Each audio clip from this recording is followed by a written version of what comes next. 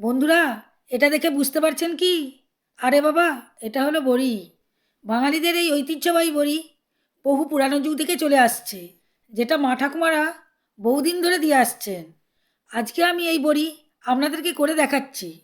গরম ভাতের সাথে এই বড়ি খেতে দুর্দান্ত লাগে।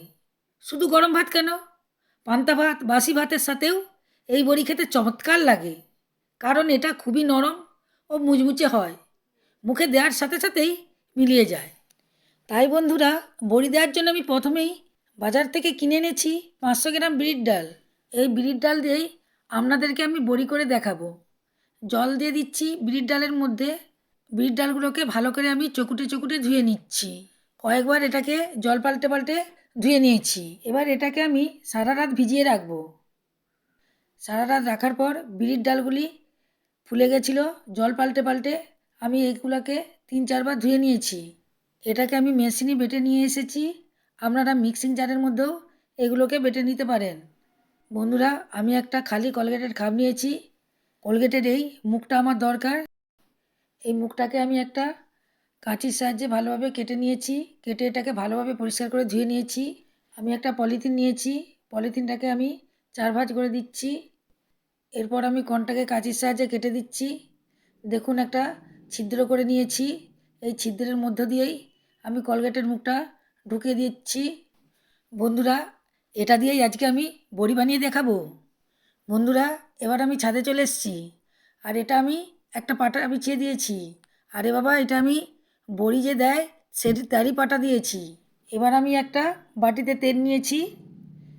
একটা শুকনো কাপড়কে এর মধ্যে ডুবিয়ে দিচ্ছি। বন্ধুরা, আপনারা অবশ্যই মনে রাখবেন, পাটায় তেল বুলানোর আগে যেন রোদটা খুব ভালোভাবে লাগে। এরপর আমি তেলটা বুলিয়ে দিচ্ছি।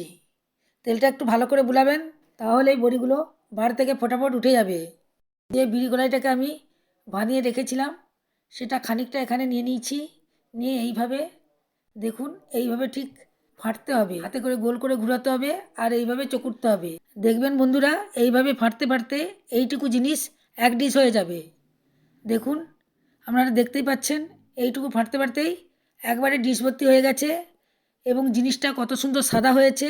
আপনারা যত বেশি ফাটবেন বড়িটা তত সুন্দর সাদা হবে এবং নরম ও ফুলকো হবে। এবার আমি কিছুটা নিয়েছি পোস্ত। এই পোস্তটা এর মধ্যে দিয়ে দিচ্ছি। পোস্ত দিলে বড়ির টেস্ট আরও বেড়ে যায়। এবার দিয়ে দিচ্ছি নুন। বড়িতে একটু নুনটা কমই দেবেন, নইলে শুকোনোর পর বড়িটা নোনতা হয়ে যাবে, খেতে ভালো লাগবে না। তাই নুনটা একটু কমই দেবেন। দেখুন, এটাকে আবার একটু ফেটে নিয়েছি। নেওয়ার পর আমি জলের মধ্যে একটু নিয়ে ছেড়ে দিচ্ছি। দেখুন কত সুন্দর ভেসে রয়েছে। আপনারা যখন বড়ি করবেন জলের মধ্যে অবশ্যই চেক করে নেবেন। যখন দেখবেন এটা ভেসে যাচ্ছে তখনই জানবেন বড়ি দেওয়ার জন্য এটা পারফেক্ট হয়ে গেছে। বন্ধুরা, এবার আপনারা দেখুন আমি কিভাবে তৈরি করব। পলিথিনের মধ্যে একটু নিয়ে নিয়েছি। এবার পলিথিনটাকে এক জায়গায় ছোটো করে হাতের মধ্যে নিয়ে নিয়েছি। এবার আমি বাঙালির প্রিয় ঐতিহ্যবাহী বড়ি তৈরি করে দেখাচ্ছি। একটু করে চাপ দিলেই এটা ফটাফট বেরিয়ে আসবে আর খুব সুন্দরভাবে দেওয়া হয়ে যাবে। অনেকেই ভাবেন বড়ি তৈরি করা খুবই কঠিন। না বন্ধুরা, বড়ি দেওয়া খুব সহজেই হয়ে যায়। সব বড়িগুলি দেওয়া হয়ে গেছে। এগুলাকে আমি রোদের মধ্যে রেখে দেবো 2 দিন। দেখুন, 2 দিন রাখার পর আপনাদেরকে দেখাচ্ছি বড়িগুলি শুকিয়ে গেছে, এই জন্য ছোটো ছোটো হয়ে গেছে।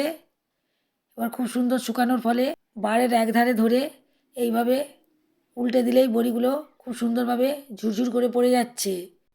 দেখুন বন্ধুরা, 500 বিড়ি কলাই দিয়ে কতটা বড়ি হয়েছে, দেখতেও কতটা সুন্দর লাগছে।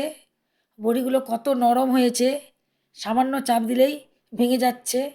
আহা বন্ধুরা, গরম ভাতের সাথে এই বড়ি খেতে কী যে ভালো লাগে, কি করে যে বুঝাই, ভাষাই খুঁজে পাচ্ছি না। বন্ধুরা, আপনাদেরকে তো বানাতে হবেই, তবে তো বুঝতে পারবেন খেতে কতটা ভালো লাগে। তাহলে বন্ধুরা, এত সুন্দর বড়ির জন্য লাইক করবেন তো। নতুন বন্ধুরা কিন্তু সাবস্ক্রাইব করবেন এবং বন্ধুদের মধ্যে প্রচুর প্রচুর শেয়ার করবেন।